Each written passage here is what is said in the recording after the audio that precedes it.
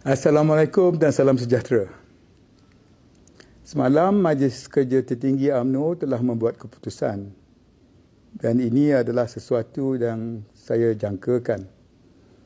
Dan oleh kerana saya menerima ramai panggilan, mesej dan pertanyaan, saya terpanggil untuk sekurang-kurangnya menjelaskan fakta dakwaan terhadap saya.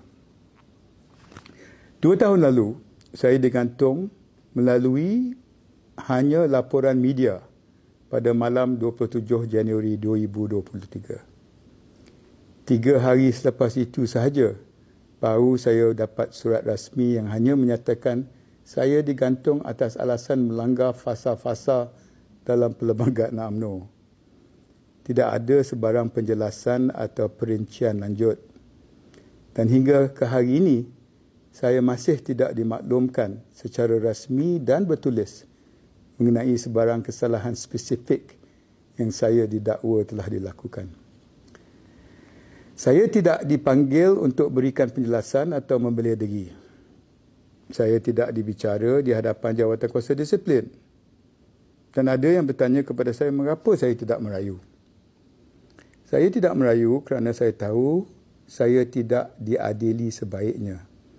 Dan saya enggan menggadaikan prinsip yang saya pegang. Malah ada yang kata saya terhege-hege dan bodoh sombong. Penting untuk saya nyatakan di sini bahawa ini bukan soal keahlian. Ini bagi saya bukan soal kedudukan. Ini bukan soal jawatan. Ini soal prinsip, integriti, keikhlasan dan keadilan yang selama ini saya pegang di dalam UMNO. Ya, merayu dengan menulis surat memang ramai yang ingat senang. Tetapi bagi perjuangan saya selama ini, ia bukan sekadar untuk menjadi ahli kembali. Ini tentang memegang kepada nilai dan prinsip bukan saya saja, tetapi juga pemimpin-pemimpin UMNO terdahulu daripada kita. Ini yang sukar untuk saya kompromi. Semasa saya digantung, tidak ikut prosedur.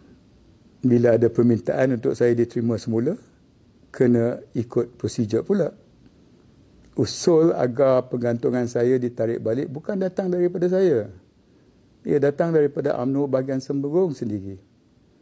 Maka adalah menjadi tanggungjawab kepimpinan parti untuk memberi jawapan dan memberi penjelasan kepada mereka, bukan kepada saya. Walaupun keputusan sebegitu, ia sedikit pun tidak menjejaskan kedudukan saya. Saya tahu di mana saya berdiri. Dan rakyat di Semberong juga tahu siapa saya. Alhamdulillah, Semberong kekal harmoni dan kesetiaan saya terhadap perjuangan UMNO tidak pernah berubah. Yang berbeza hanyalah cara, proses dan prinsip dilaksanakan terhadap individu-individu tertentu. Syukur saya terus diberi layanan yang baik dari seluruh masyarakat tanpa mengira kaum, agama dan latar belakang. Termasuklah daripada akar ubi UMNO sendiri. Saya tetap diundang ke majlis-majlis dan diterima seperti sebahagian daripada mereka. Hubungan saya dengan rakyat tidak pernah bergantung kepada jawatan mahupun status dan keahlian. Semalam MKT telah pun membuat keputusan mereka. Keputusan ini mencerminkan siapa mereka, bukan siapa kita. Mereka telah membuat keputusan dan sekarang saya teruskan langkah ke hadapan dengan bermaruah dan berprinsip.